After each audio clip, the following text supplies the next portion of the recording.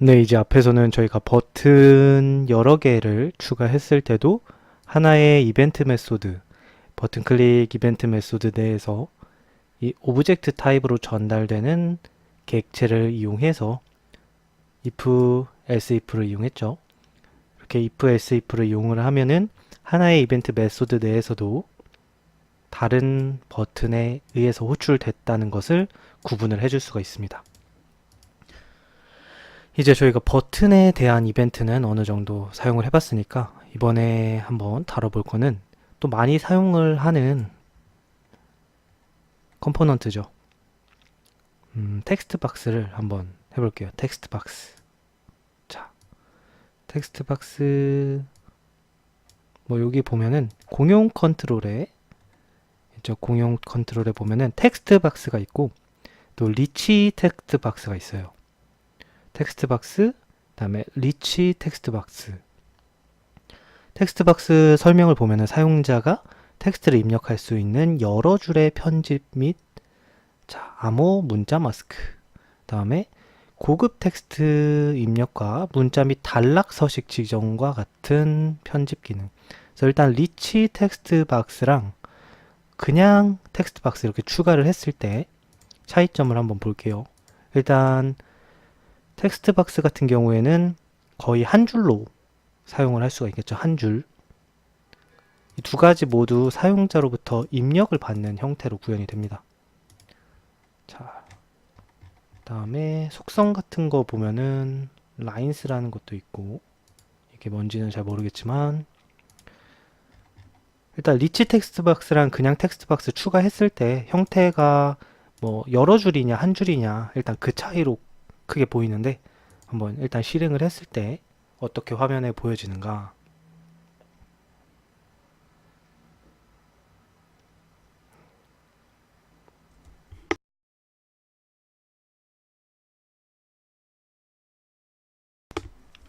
네, 일단은 봤을 때 그냥 텍스트 박스 같은 경우에는 이렇게 어떤 텍스트 박스 입력 네, 엔터를 눌러도 엔터 개행은 입력되지 않습니다. 네, 이렇게 쭉쭉쭉 입력은 되죠.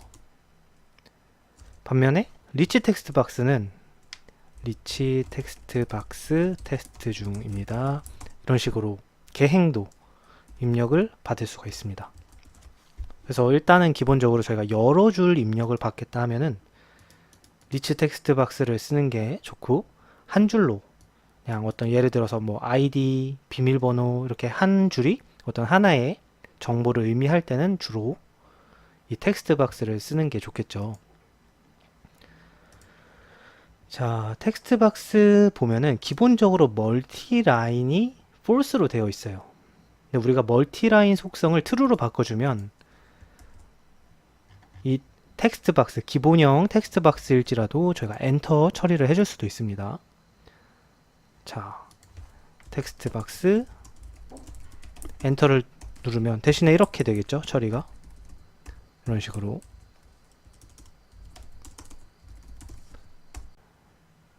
지금 키보드 위아래를 눌러서 이렇게 변경을 하고 있는데 결국에 한 줄밖에 보이지는 않아요. 엔터는 처리가 되지만. 그래서 우리가 따로 멀티라인을 하는 게 크게 의미는 없어 보입니다. 그래서 특수한 경우가 아닌 이상은 멀티라인은 false로 해주는 게 좋고, 만약에 제가 여러 개 문단 형태로 입력을 해야 된다 싶을 때는 리치 텍스트 박스를 써주는 게 좀 더 유리할 것 같네요. 자, 이런 식으로 우선은 리치 텍스트 박스와 그냥 일반 텍스트 박스 차이점을 확인을 하시면 될 것 같고요. 그래서 속성에서 멀티 라인 false로 기본 텍스트 박스는 설정이 되어 있고, 이 리치 텍스트 박스 같은 경우에는 멀티 라인이 true로 설정이 되어 있죠. 두 개의 큰 차이라고 하면은 이제 한 줄로 표시가 되느냐 여러 줄로 표시가 되느냐 정도로 구분을 해줄 수가 있을 것 같고요. 우선은 리치 텍스트 박스는 뭐 그냥 텍스트 박스랑 크게 차이는 없기 때문에 리치 텍스트 박스는 일단 제거를 하고, 우리가 이 텍스트 박스로부터 입력된 값을 받고 싶다. 그럼 뭐 예를 들어서 버튼이랑 연계를 해줄 수도 있겠죠.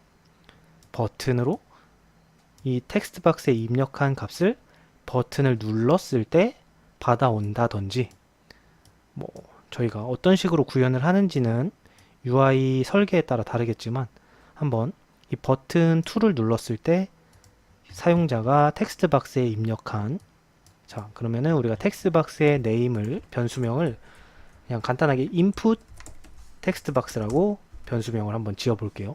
그 다음에 버튼은 지금 세컨드 버튼을 이렇게 옆에다 두었는데,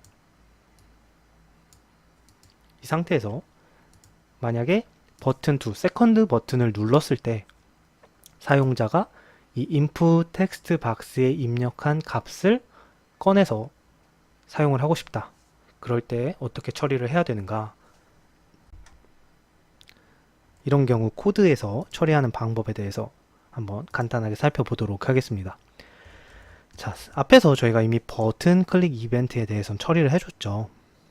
자, 이렇게 지금 세컨드 버튼 클릭 속성에다가 버튼 클릭 속성을 할당을 해주었고요. 세컨드 버튼 지금 클릭이 되었을 때 이 버튼 클릭 이벤트가 호출이 되고, else if sender equals 세컨드 버튼에 의해서 이 버튼이 클릭되었을 때, 그러면 여기 이 else if 부분이 실행이 된다라는 거 이미 앞에서 저희가 살펴봤습니다. 자, 그러면은 여기서 처리하는 거를 이제 주석을 잠깐 처리를 해주고, 한번 우리가 버튼을 눌렀을 때 현재 input 텍스트 박스에 입력된, 사용자가 입력한 값을 한번 출력을 해볼 거예요. 그러면 자, 우리가 사용자가 input 텍스트 박스에 입력한 값을 어떻게 받아오느냐, 우선 입력한 값은 스트링으로 받아올 수가 있겠죠. 문자열인데 string input value는 input 텍스트 박스에 간단합니다. 텍스트 값을 그냥 읽어오기만 하시면 돼요. input 텍스트 박스에 텍스트 속성. 자, 이 텍스트 속성이 어떤 거냐? 지금은 input 텍스트 박스에 아무런 값도 없는데 우리가 텍스트 속성에다가 예를 들어서 안녕하세요 이렇게 입력을 해 놓으면은 기본적으로 input 텍스트 박스의 텍스트 속성은 안녕하세요입니다. 실행을 해볼까요?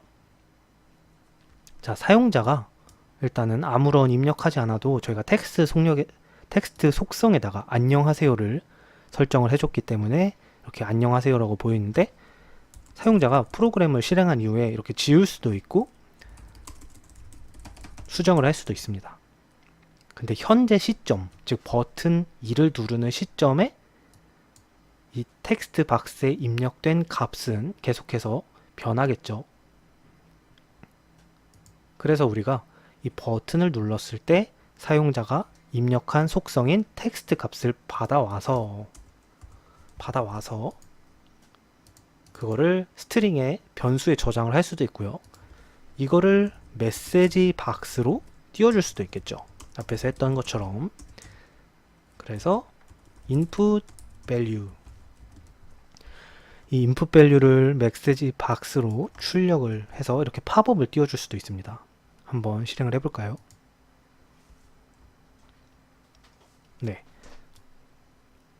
현재 버튼 2를 누르면 아무런 메시지도 없죠. 왜냐하면은 input 텍스트 박스에 텍스트 속성이 비어 있기 때문에.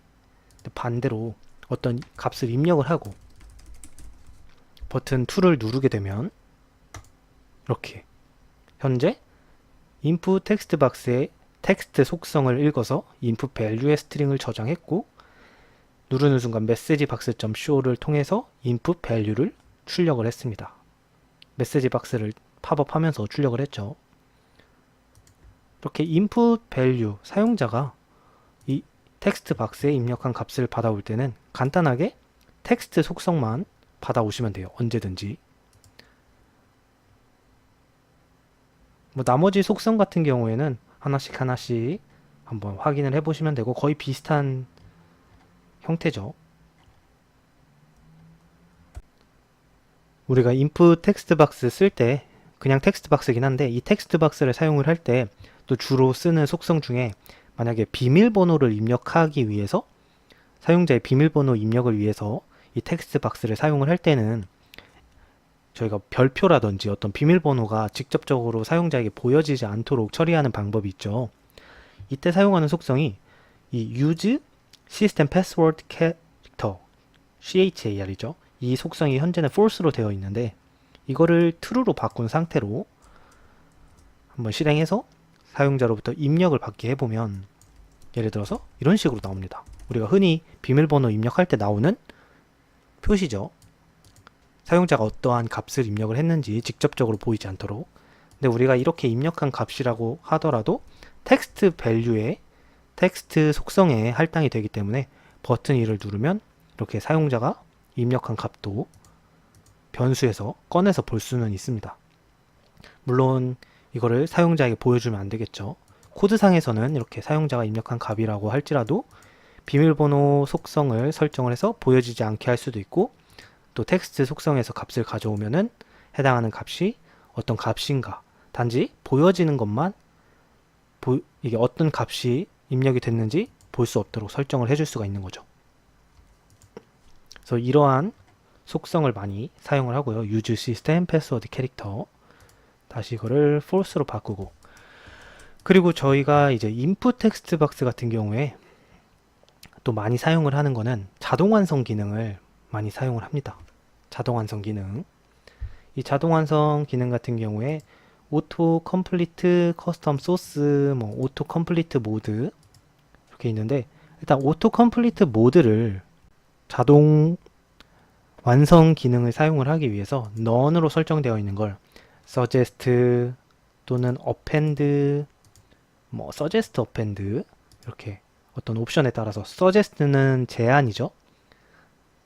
제한하는 거고 append는 현재 사용자가 입력한 값에 추가적으로 뒷부분을 append 할 수 있도록 이제 append 하다는 거는 이어 붙이는 거니까 이때까지 사용자가 입력한 값 뒤에다가 어떤 값을 append 해주느냐 그 다음에 suggest append 하면은 추천도 해주고 제한도 해주면서 append까지 할 수 있도록 그래서 많이 사용하는 게 이 suggest append 속성이에요. 그래서 auto complete mode suggest append를 설정을 하시고 근데 이게 설정만 한다고 해서 해결이 되는 건 아닙니다. 그래서 어떠한 텍스트를 suggest append 할 것이냐 그러니까 auto complete 자동 완성 기능을 사용을 하더라도 사용자가 그냥 아무런 단어나 자동 완성이 되면 안 되겠죠. 개발하는 사용자가 이 서비스가 필요로 하는 정보를 제공을 해줘야 되는데 현재 이 서비스에서 예를 들어서 뭐 주식 프로그램이다. 그러면은 여기 종목명을 입력을 하면 관련된 종목명 리스트가 쭉쭉쭉 보이면서 suggest append 자동 완성을 할 수 있도록 입력 값을 제한을 해줘야 되는 거고 만약에 이 프로그램이 뭐 검색 시스템이다. 그러면은 사용자 검색어랑 연관된 어떤 인기 검색어를 띄워준다든지 그런 식으로 할 수가 있겠죠. 그래서 이럴 때 이 사용자에게 저희가 프로그램을 만들 때 제한하고자 하는 데이터를 사용자가 직접, 이 개발자가 직접 커스터마이징 할 수 있게끔 해주기 위해서 커스텀 소스로 오토 컴플리트 소스를 설정을 해주시면 됩니다. 그리고 이제 이 인풋 텍스트 박스에다가 저희가 오토 컴플리트 커스텀 소스를 이제 추가를 해줘야 되는데 뭐 저희가 설정 값에서 미리 추가를 해주는 방법도 있죠.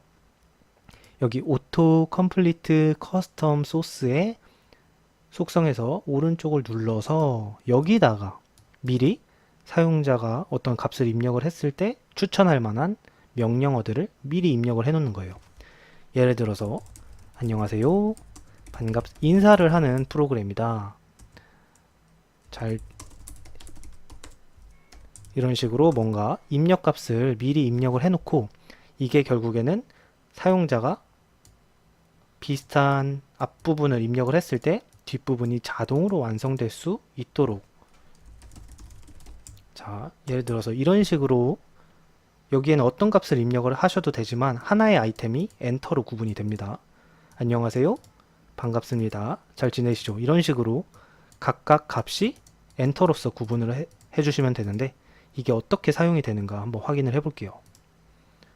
자, 지금 오토 컴플리트 커스텀 소스를 제가 이렇게 4개 정도 등록을 했는데 시작 버튼을 누르고 자, 이제 인풋 텍스트 박스에다가 한번 값을 입력을 해보면 안녕 하니까 안녕하세요가 나오죠.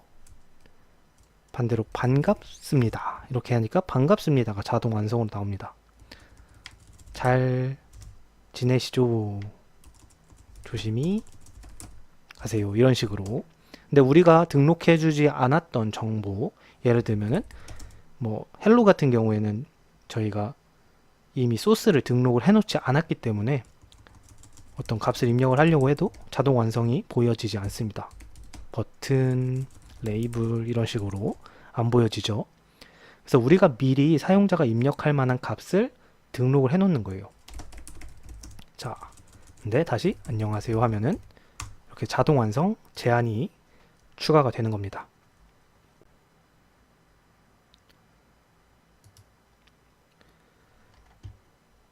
그래서 이런 식으로 우리가 오토 컴플리트 커스텀 소스에 미리 값을 할당을 해 놓으면은 사용자에게 어떤 관련된 검색어를 제안을 해줄 수가 있는 거죠. 저희가 이렇게 인풋 속성 값에서 설정을 해주는 방법도 있고 소스 코드상에서 이 오토 컴플리트 커스텀 소스를 등록을 해주는 방법도 있는데 자, 속성에서는 일단 추천하는 정보를 자동 완성될 만한 단어들을 제거를 할게요. 그 다음에